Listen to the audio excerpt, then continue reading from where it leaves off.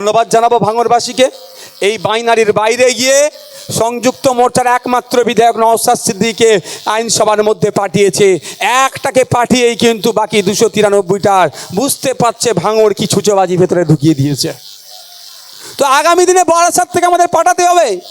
একটাই যদি 293কে হিলিয়ে দিতে পারি, এত বাচ্চা ছেলে যদি, এত সিনিয়র মোস্ট লোক যদি পার্লামেন্টের মধ্যে যায়, ধর্মনিরপেক্ষ মানুষ, জীবনের অর্ধেক শতকেও বেশি সম্পত্তি মানুষের স্বার্থে ব্যয় করে দিয়েছে, তাহলে ইনি গেলে কি হবে বুঝতে পারছেন তো ভাই?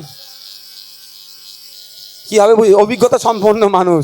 তাই আপনাদেরকে বলবো, আপনারা পার্লামেন্টের মধ্যে পাঠান আপনাদের মূল্যবান ভোট দিয়ে।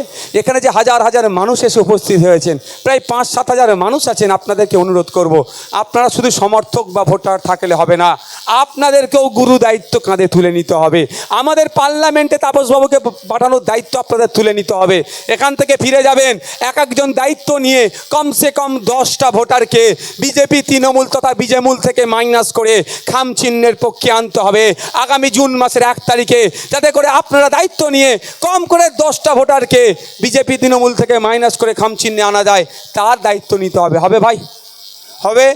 তাহলে আজ থেকে আপনাদেরকে দায়িত্বশীল কর্মীর ভূমিকা পালন করতে হবে। আপনারা ভোটার সমর্থক শুধু থাকলে হবে না। বন্ধুগণ, আপনাদের উদ্দেশ্যে বলি, আপনারা যদি একটু সজাগ সতর্ক হন, অনেকটা হবে, অনেকটা আমরা এগিয়ে যেতে পারবো। আর এখনও যদি ভাবেন, যারা ভাবছে তৃণমূলকে ভোট দিয়ে বিজেপিকে ঠেকাবো, এই বিধাননগরের কথা ভাবুন না, ওনার নামটা কি গো, সব্যসাচী মহাশয়ের কথা। কখন কোন দলে আছে বোঝা মুশকিল। হ্যাঁ, মনে আছে তো কখন কোন দলে আছে? আর সে তো জানি, বড়োর ওপরে যদি কিছু থাকে সেটা, বড়োর ওপরে যদি কিছু থাকে সেটা এরা। এই সিন্ডিকেট রাজ বন্ধ করতে হবে। আপনার জায়গা, আপনার দলিল, আপনার কনভার্সন সার্টিফিকেট, আপনি পঞ্চায়েত বা পৌরসভা থেকে আপনি রসিদ কেটে আপনি বাড়ি বানাচ্ছেন, এই চোরের দলেরা ভিখারির মতো এসে আপনার দ্বারের সামনে হাত পাচ্ছে, এত টাকা দাও নাহলে ঘর আটকাবো। এই সমাজ ব্যবস্থাকে ধ্বংস করব আমরা, এটাকে ধ্বংস করব। আর এই জন্য ওরা ভয় পাচ্ছে। ওই জন্য কি কাকুলিদিরা আমাদের নামে বলছে ওরা অস্বীকারী, ভয় পাচ্ছে তো আমাদেরকে। আমরা তো ভয় পেলে চলবে না। আর কেউ তৃণমূলের অত্যাচারে অনেকে ভাবছে এই তৃণমূল অত্যাচার করছে, এই বড় চোর ছোটো চোর কি বলছিলেন না এক্ষুনি, এই বড় চোর ছোটো চোরদের হাত থেকে বাঁচতে হবে, সেই জন্য নাকি বড় ফুল এদেরকে জব্দ করবে ভেবে অনেককে বিজেপিকে ভোট দিচ্ছেন। তাদের উদ্দেশ্যে বলবো, 2019 সালে ভোট দিলেন, 2021-এ ভোট দিলেন, আবার 2024-এ ভোট আর এই ভুল কাজ করবেন না। কারণ এটুকু দেখুন, যাদেরকে আপনি হাত শক্ত করছেন, যে এই হাতটা শক্ত করা দরকার, এই তৃণমূলের অত্যাচার থেকে বাঁচতে চাইছেন, সেই কিন্তু মমতা ব্যানার্জির বাড়িয়ে দেওয়া চা ওই হাতে তুলে খাচ্ছে। ভাই ভুল বলছে নাকি? আর আইএসএফ, আমি আইএসএফের চেয়ারম্যান, রাজ্য কমিটির মেম্বার, আমরা বারবার একটা কথা বলে আসছি, আমরা ওই দিনকেই মমতা ব্যানার্জি, ওই দিনকেই বড় নেতার সাথে বসে চা খাবো যেই দিন দেখবো বুথের স্তরে Trinamool, BJP, CPM, Congress, ISF কে কোন দল করছে সেটা দেখার দরকার নাই।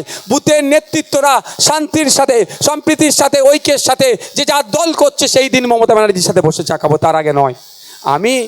আমি নবান্নে বসে চা খাবো, আমি বিধানসভায় বসে চা খাবো, আর বুথের লাউহাটিতে আমার কর্মীর মেরে মাথা ফাটাবে, ভাঙড়ে আমার কর্মীদেরকে শহীদ করে দেবে, আর মমতা ব্যানার্জির সাথে বসে আমি চা খেতে পারবো না ভাই।